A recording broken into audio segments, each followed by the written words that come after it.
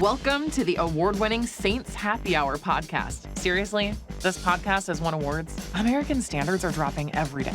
The show features Ralph, the best host in the world, who can barely pronounce his own name, much less anyone else's. Marcus Callaway. Dave is that dude who loves taking bathroom breaks. He's mad about almost anything, so make sure to lower your volume when he speaks. Put that freaking clown meme back up that I made. Jesus Christ. Andrew has sources, watches tapes, and knows football. He rarely shows up on time and wants to commit crimes to help the Saints win. Sean Payton would have done illegal things. Don't tell me I'm wrong, because you know it's true. Oh, and there's also Kevin, who is great at doing mock drafts, but struggles to actually watch Saints games or have a functioning relationship. Budrich wants to know how the doctor's doing. That ended. Anyway, grab a drink, sit back, and enjoy the insanity. All right, everybody, welcome to another edition of Saints Happy Hour podcast. We, as always, are sponsored by Hardhide Ponchatoula Strawberry Whiskey. Okay, I got a special guest today. I wrangled in the one, the only, Leslie Spoon. She puts up with me in the morning on a consistent basis on WWL. She makes me look good. She deals with my panic because I'm scared of the camera. But Leslie, thanks for joining us. I always wanted to have you on. We finally worked our schedules together and got it to where we could be on. I can't believe you're scared of the camera. The camera loves you. I'm petrified of the camera because when I'm doing it from home, I'm always like, I have like my notes and I'm trying to make sure that I'm looking in the camera, but like people email me and are like, you look like a hostage. And now I'm like very self-conscious about it. And I don't know how you guys deal with like people talking in my ear is very like, I don't know how you deal with that on a whole show basis and like function and like, I'm going to do the news. I'm going to be professional towards the camera. I might read the teleprompter, deal with my co-host. And I have this person like chirping in my ear. Like it's completely, do you have to like, is that a skill you just have to learn? Or Yeah, I think innately have it?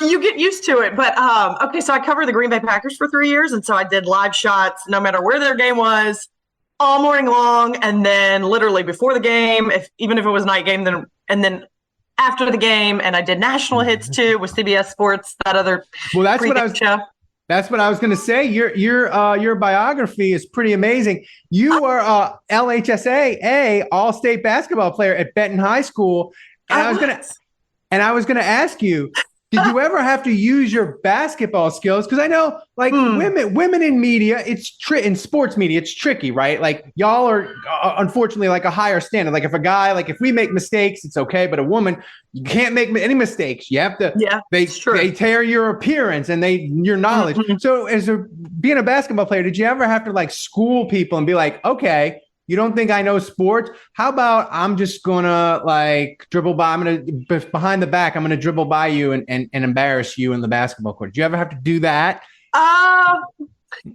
Early on, when I started, like I would play basketball with the guys like on Thursday nights.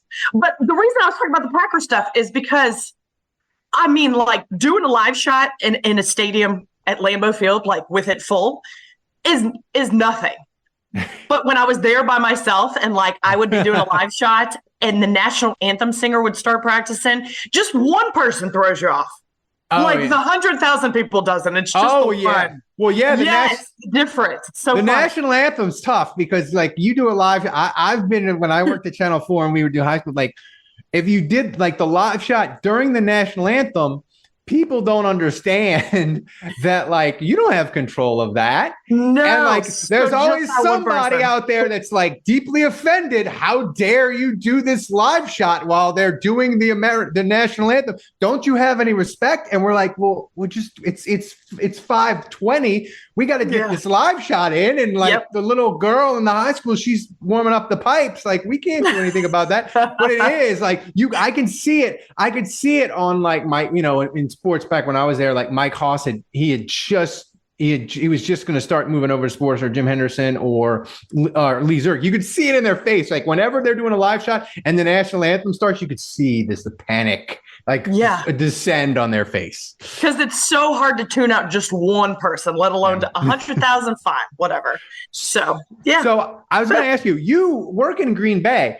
I feel like that's a great like jumping off point because Green Bay, that's all they got, right? The Packers, you go there, it's super tiny place. It's really like, why is there a major professional sports team still there? But they're crazy about it. So what is, besides the freezing cold weather, how does the fan bases and the sort of fan passion, how does it differ? How is it similar or how is it different, Green Bay and New Orleans? Because I feel like they're two similar sized cities, small, but how are they similar? How are they different? Oh my gosh. They're so different. There's nothing like Green Bay.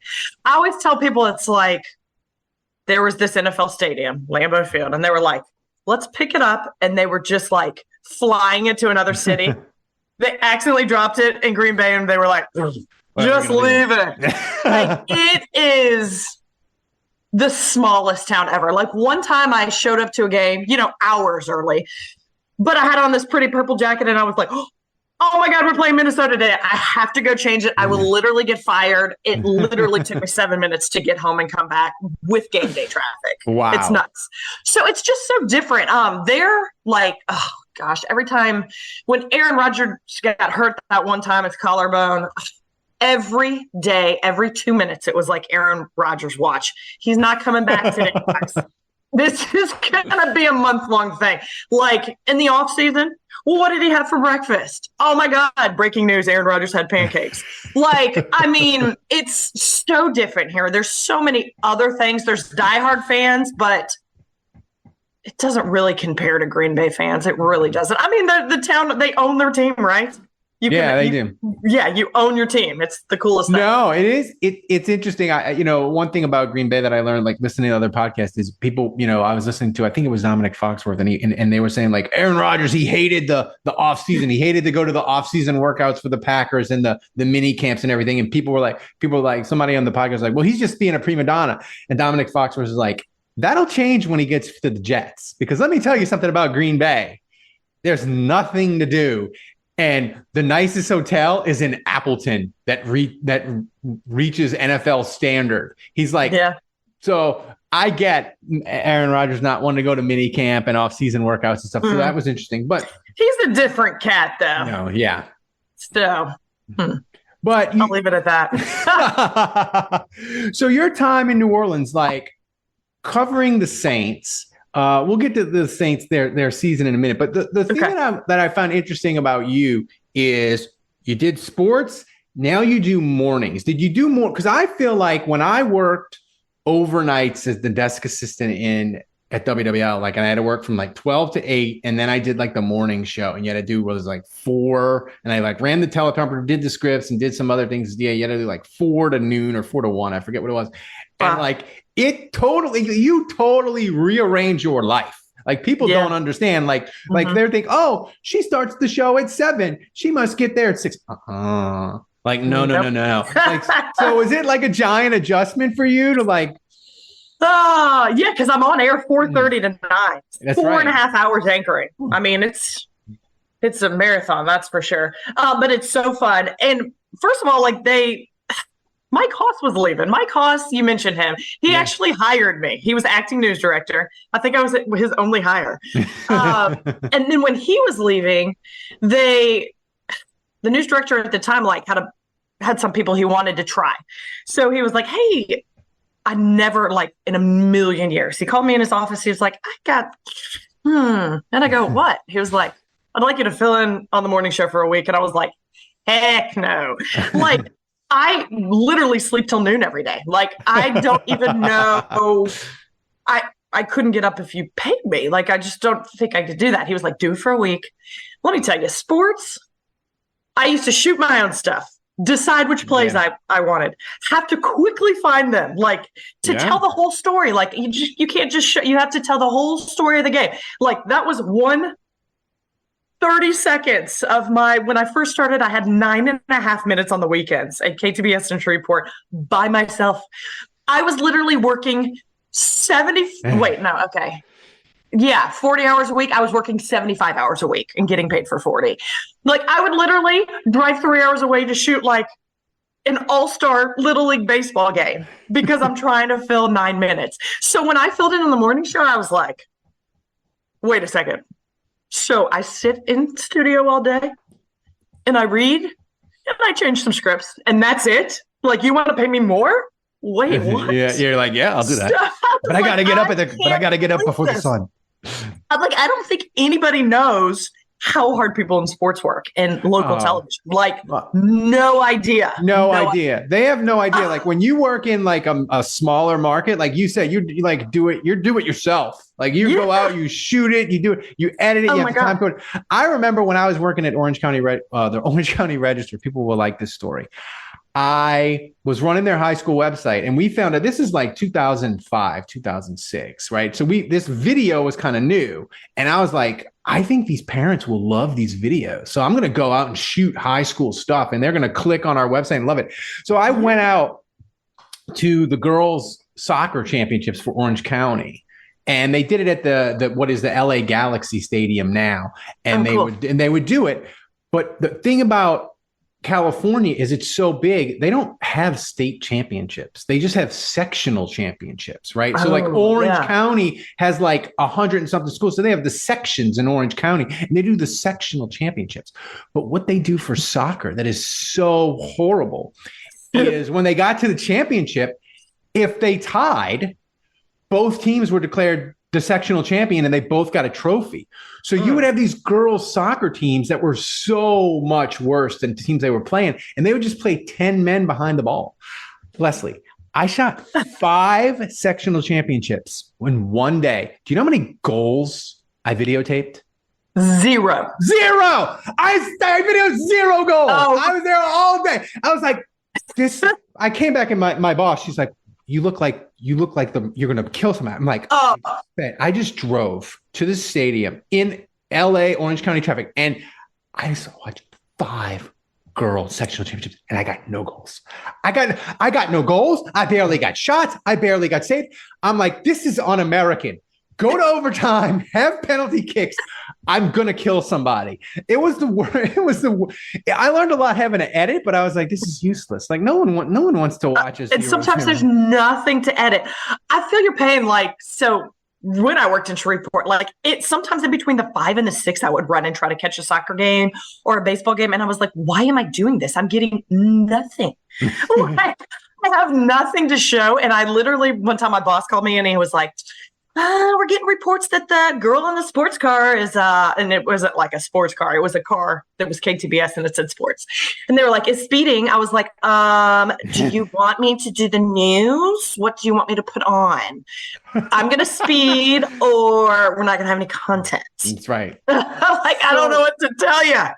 So tell me a story when you're dealing with athletes, coaches that was difficult or like a tough loss or like a memorable experience where you were like, ooh, this is like the tension, there's tension in the room, I guess was what you say, like after a game. I don't know. I know earlier you were talking about just how hard it was, like at the beginning, just being a female in sports, and so much has changed that it's so amazing. And there's so many people like before me to pave the way. And I think it did help that I started in my hometown. So I did have kind of the basketball background and I played college sports. I played college basketball at Georgia Southern. But yeah, I mean, I would have some high school coaches where I would try to run out and they would literally know, like, oh, she does the 6 o'clock news and it's 5:20. And I would try to because I tried to do too much so often. So there was like a certain coach that wasn't very far from the station. And like, I would run out and most coaches, like, I understand I have to wait till there's a pause in the action. And I understand it's the middle of a practice, but most coaches like would run over to me because it literally would take 3 minutes at the most. That coach would make me wait the whole practice. And I'm like, well, okay, I'm gonna have to go do the news and come back. Like, ugh, are you kidding me? Another time, like this one kind coach, the very first time I went to interview a coach, like I have it on my shoulder. I got my mic. I had all these questions. I did all this research. I was so happy. I didn't forget a single question. And at the very end, like, I realized my tally light wasn't on. I didn't hit record. Oh my in the middle of a practice. So I was like, I just sucked it up because I knew my boss would be mean when I got back. And I was like, can I do that all over again? Take two. And this sweet coach let me ask him eight questions again. Yeah, 8 questions again. But as far as like tension, like, oh gosh, I must be bad luck. Like, I covered the national championship when LSU played Alabama at the Superdome. And that was like I was still in Shreveport then, right before I went to Green Bay. And I mean, it's just so sad. You go in this locker room, they got their butts crushed. Yeah. But this is the national championship. And it's like, they don't want to talk, but like you have sponsors. You have to go do a 30-minute show. And it's like, you got to ask questions. I mean, that's just hard. And also too, like, I went to Omaha for 14 days. My boss was like, ooh, you might be there. 14 days. I packed 14 dresses. I used every single one of them. And then they lost. And like, just going in those locker rooms, like seeing grown men cry, I don't care how you prepare yourself. Like, that's tough. Yeah. It's tough. Yeah. And the Hail Mary, like, oh my God, every week it feels like Russell Wilson's throwing a Hail Mary at the end of the game, right? Oh my gosh. Well, he did it in Seattle. I think it was the opener that year. Such a hyped up game. Green Bay was supposed to have a great year, which, oh gosh, they always found their. I think we ended the season in Seattle too, and like literally, my boss bought tickets to the NFC. Or no, it was the NFC Championship. That's bought right. Tickets for the Super Bowl, and literally in 3 minutes, we're up by 3 possessions and still lost. So like. Somehow found a way to so that like Seattle, like Packer fans have like nightmares about Seattle, but the Hail Mary, like where Russell Wilson threw up the Hail Mary at the end, or the Hail Mary at the end of the game, and like literally they won, like everybody like going in the locker room after that game. Every guy was just like this, like watching the replay. And it was just like one of those moments like I'll always remember. Like I literally like the other day I was sitting on the couch with my husband and Russell Wilson goes to throw the Hail Mary and I was like, no, like that was just such an interesting PTSD. Like, yeah. And my stories after that were like showing the guys in the locker room watching it. And like, they were just in shock for like a week. So many stories. So many stories. When you see locker rooms I did it for the Pelicans in the playoff game. That was a really long time ago. But like what I think fans don't realize is like when a season ends, like those teams, they know that like they're not going to be the same. So ever like again. It's almost like like the last day of school, but like add crushing professional sadness on top. Yeah. Because they know that like there's going to be guys that are going to leave, that are getting new contracts, they're going to cut. Maybe they get rid of coaches. So like there's this real like sadness to it that I think fans, we're sad because our team's up, but like when you go in those locker rooms and the season's over, it's one of those things. I'm like covering it and seeing it up close, you respect it. You respect it more. Yeah. But as my poor cat, and by the way, thanks to everyone, that's worried about my poor diabetic cat. She's just whining her or screaming her head off. So the Saints, I want to talk about before we get to the Saints for this year, I want to talk about like your fandom. Like who are your teams? Because are you, oh gosh, because you're Bossier City. So like, who are your teams? Do you have a team that you live and die with? Well, you know what? I was born in Chicago and like doing the Super Bowl shuffle in my diaper, that one time, a long time ago. And then I went and covered Green Bay. So that was weird. I was like, ooh, I'm a traitor. No, I mainly like just follow players, players that I just respect because I'm like, what? Wow. And just like players that I've met along the way that are just special, I don't know. And the ones that are kind and like just in the Green Bay locker room, like the first time Clay Matthews was like, wait, Leslie, did you have a question? I was like, what? But you can't be a fan. Like you can't, like you have to be professional.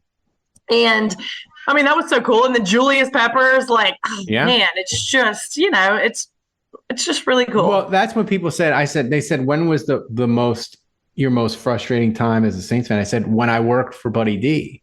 I'm like, because I went to the locker room every day and I was Kenny Wilkerson's sidekick, who was the Saints reporter. And I knew like all the dysfunction in the team. And I was there every day and I was like, they're never winning. They're never winning anything. Yeah. And I mean, one cancerous person in the locker room. Yeah. And I was just like, people would be like, why are you so down? I'm just like, I cover this team every day. They're completely dysfunctional. They're literally fighting each other in the locker room, on the team plane, in the parking lot, before they get in the cars. I'm like, they're never winning anything. And it's depressing. It's much more fun for me to cover through the podcast and like be separated from it and not know all the ins and outs. And I think that's probably one of the drawbacks of our podcast. Like a lot of people like to snooze and they like the inside info and they want all the dirt and the gossip. Like I don't. I just want to be like, I don't want to know it because I feel like if I know it, it'll like, I'll know too much. Like I just want to turn on the game and root for them. But it is fun though when it's not a dysfunctional locker room and they are really trying, and you do know, like you see those little things that you're like, oh, that's cool, and you really see their personalities, and it's like you really, I don't know, it is cool to have those little tidbits. I think when I was at Green Bay, I had a show where the Packer player came to the studio once a week. And I mean, that was so cool because like we could chat about, I mean, obviously there's stuff that's off limits, but just like, I don't know. It was just a whole different perspective that was really cool. I'm going to say that, as fans, I think this Saints team, if they could get to winning, like the way Dennis Allen sort of conducts them, he's not. I think he does a decent job. They follow him. They play hard for him. I think they're organized. They have struggles on offense, obviously, but I think he's the kind of coach like Leslie. If they could get winning, he's in kind of that Sean Payton mold. Like, well, if the Saints, if they win and they want to be goofballs and have fun, like he'll let them. Like he's not going to be a taskmaster and like be like let him. So like I think if this Saints team can get winning this year, it'll be really, really fun, and we'll see personalities with them, which comes out. I was going to say I know you say you kind of root for teams. What's really interesting is in my experience being married is like when you have a spouse that has a crazy sports fandom and you're not as crazy about their team as they are. It's very interesting. Like I like the Astros very much. I've been a fan my whole life, but I am not an Astros fan to the level that my wife is. And she is bonkers Astros fan. And the thing that's great about her is she loves the Astros. She knows the Astros, but like all the advanced baseball statistics, she just shits all over them. She's like, I don't care. Don't tell me about Whip. Don't tell me about it. I watch him. I see it. He's terrible. And I'm like, but his this and his that. I don't want to hear it. Shut your mouth. He's terrible. And she just has these. That is so funny. That's going to make it fun though. Because I do like, no, my husband appreciates that like on Saturdays and Sundays, I'm not like, oh, can we flip? Hallmark's got a great movie on tonight. I mean, I think he does love that. And my husband was a big quarterback at Southern Miss. Okay. Dustin Allman. So that whole perspective's been fun too. So and the thing is with my wife, the interesting thing that she has given me about perspective is I used to be like, well, you got to get to the playoffs and you got to like, if you don't win in the playoffs, like that's what matters. Playoffs, right? And my wife, since I've known her since 2007 or 8, like she has this deep love of baseball. She just loves it. Like the Astros have been unbelievable. Like this is the best stretch of Astros they're ever going to have. They're ever going to be. They've been to six straight American League Championship Series. Like they're never going to be this good. Her entire life, my entire life, ever. Like they're just a dynasty. But the thing is, she loves the regular season so much. Even when they've been winning these last 6-7 years, it'll be August, and she'll be like, "I'm sad. There's 34 baseball games left." And I'm like, but they're not, they're 9 games ahead. And like, they're going to go to the playoffs and win. She's like, I'm just sad. I like my baseball on. I like to watch them good. And like, it's really changed me. And like, I've become where like. That's impressive. That's a whole different level. It is. It's a whole different level, but it has affected me, Leslie, in this way. Now I'm very much like, the plan, I want the Saints to win in a Super Bowl, and I want them, but give me 17. Like, just be good during the year. Like, give me 17 weeks of fun, And Yeah. like, Yeah, I'm I not get it. about stinking for a draft pick. People are like, well, Ralph, you would enjoy it if they went 11-7 and won a playoff game and then got their head kicked in by San Francisco. Yes, I would very much enjoy that because that would be like 17 weeks of fun. You get a playoff win and then you lose and you just go on about it. Like, that's much more fun than being like the Bears, who are awful and like looking at mock drafts, right? So that's a way like my wife's fandom has like influenced my fandom, where I used to be like obsessed with like championships and you got to win the playoffs. Now I'm like more like, I guess I'm more like a sports dad. I'm like more holistic and I'm like, it's all about the journey. I think that's good, and that's kind of sad too. I just want the journey to be I just want the journey to be fun. So all right. So the Saints this year, I come on the morning show regularly and I have jokes, and people get on me about they call me I'm like a Dennis Allen apologist. I'm like, but he's the coach and like they're doing okay. Like he's not like they play hard for him. He seems organized. Like people are like, he's not a good leader. They don't play hard. They quit on him. Like they haven't done anything. You can criticize Dennis Allen. There's plenty of things to criticize, and we don't have to make stuff up about him. And he doesn't care, so it's fine. If you're a head coach, you shouldn't care. You got way too much other stuff to worry about. I feel like Dennis Allen, just looking far, he would be a much more enjoyable boss to have than Sean Payton. Like just from afar, like Dennis Allen, like he seems pretty chill. Like if I came in as like Dennis, like my cat, like she's got diabetes. I gotta run home and give her some shots, but I'll be back. He'd be like, okay, just get your stuff done, man. I feel like Sean Payton would be like, actually kind of, Sean Payton would be like, see ya. The cat or football. I know, they couldn't be more. A baby or football. Your baby will be there. Your baby will be there tomorrow. It'll be fine. Give him a bottle and a graham cracker. It'll be fine. I mean, what were you thinking having a kid during football season, anyways? I definitely think they're completely different. And Sean Payton was like, if you caught him on a bad day, like he would always get so mad when you would ask him about the injury report.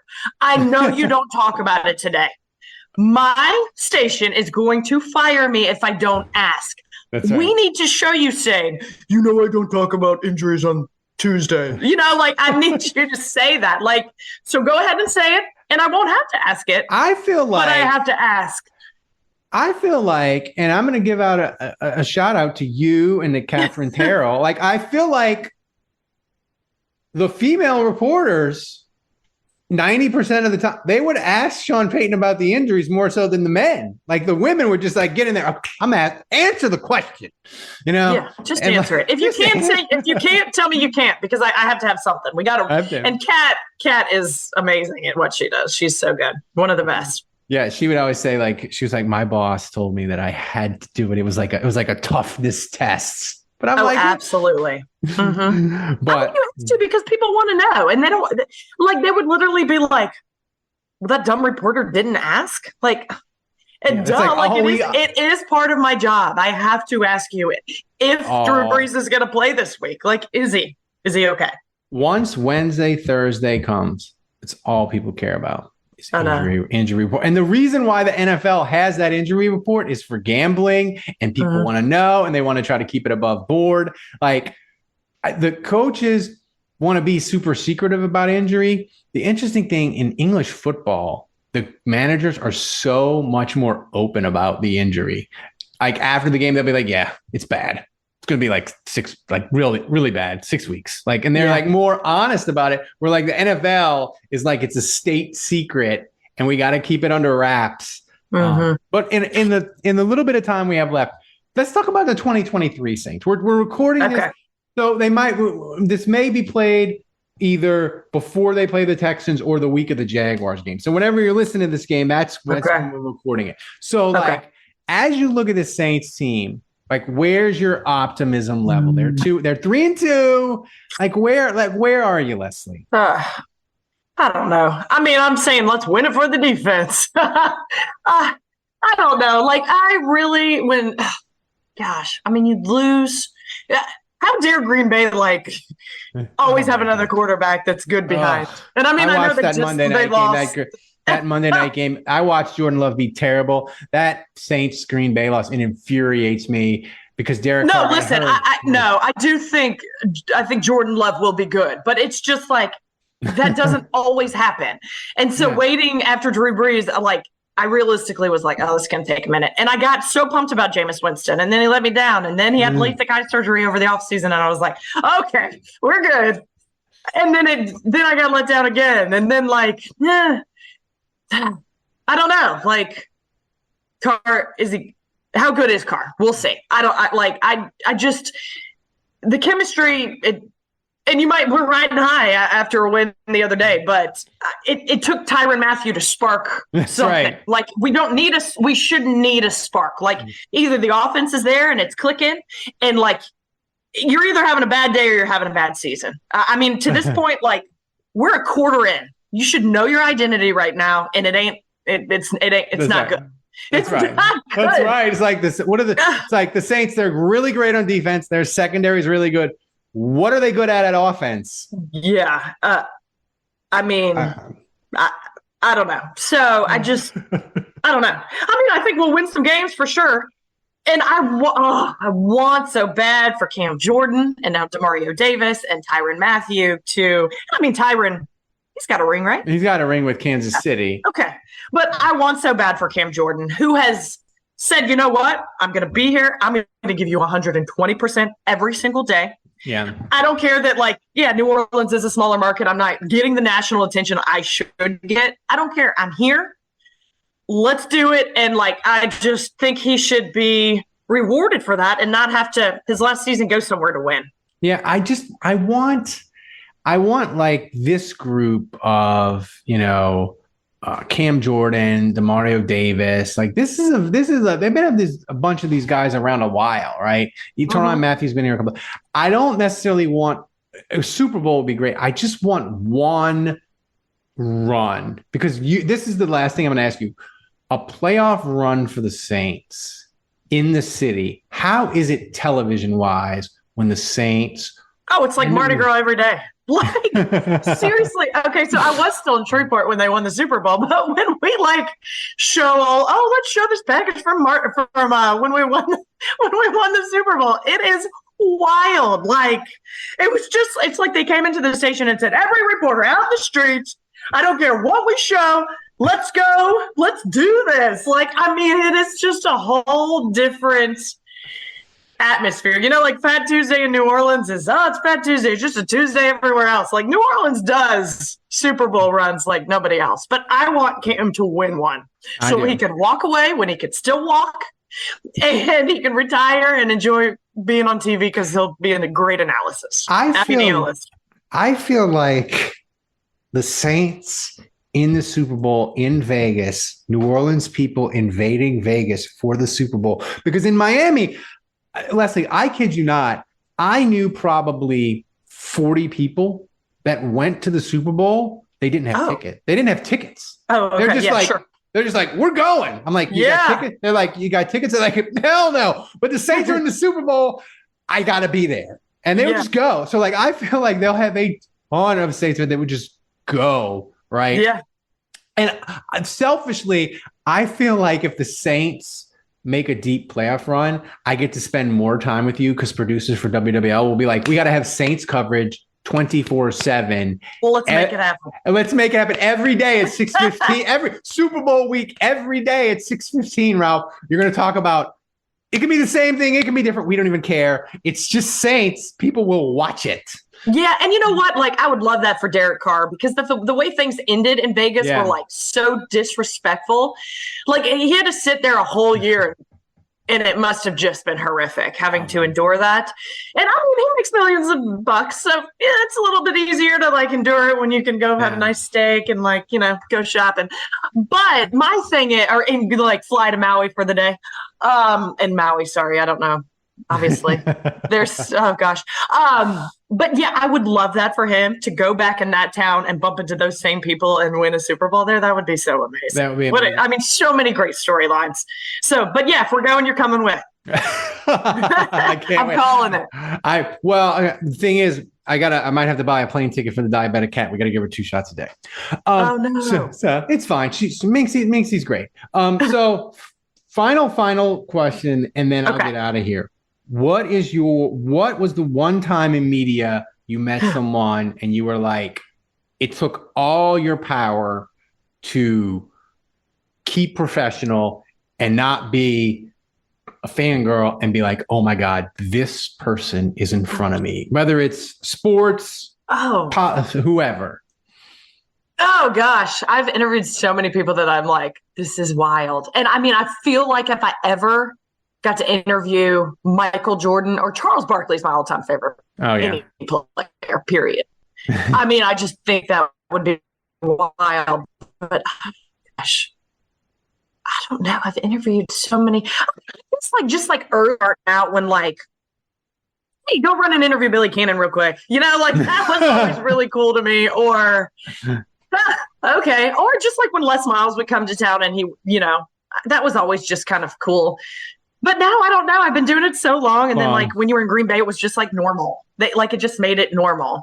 Yeah, I mean, I would say like Clay Matthews was probably my favorite. Oh yeah, Clay Matthews. Yeah. So Leslie Spoon, thanks for joining us. Do you have social media that you are on that you would like to share with the people that they can find gosh. you? Or are you anti-social media, which is good for your health? I mean, I have a Facebook. It's so weird because like the sports thing, like anytime I have something that I'm like, oh, this is sports and I love this, I need to tweet. I feel like Twitter is like the sports world, but then everything else, I'm like, oh, Facebook. So yeah, I'm on Twitter. I haven't tweeted in a while. But I do have a Facebook, Leslie Spoon, WWL, but like then you'll get all the morning show stuff. All the saltwater intrusion and the cool dance and cooking segments that are on our station. You'll get it all.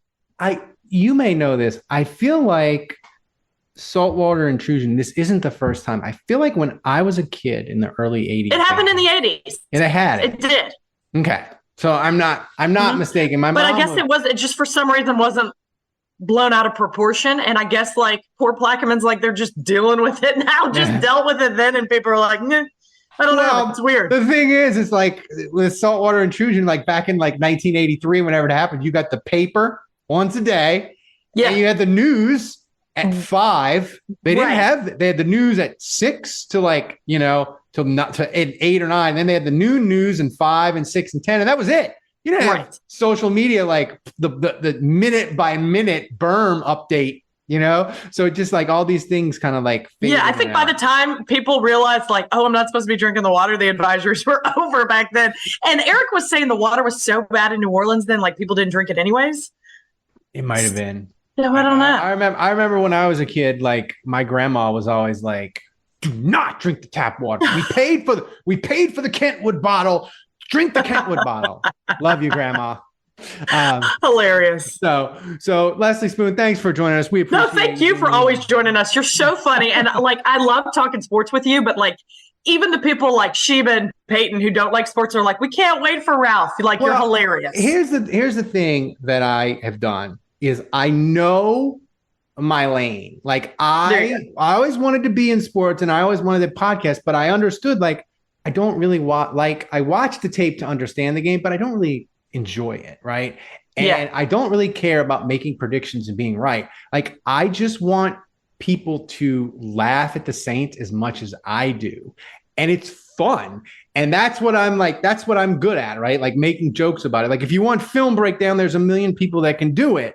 And also too, I just feel like the Saints as a thing bring New Orleans. It's like in a world of like, we're so split, divided, social media, TV, we don't watch it, politics, like everything divides us, right? The Saints are like one of the last things that like everybody in New Orleans is like, we're watching the Saints on Sunday. If they win, Monday is great. The red beans and rice taste better. Everything is amazing. And if they lose, I don't want to talk to you. I don't even want to go to work. I don't want to do work. How dare you give me more work on a Monday? Like it's that big of a difference.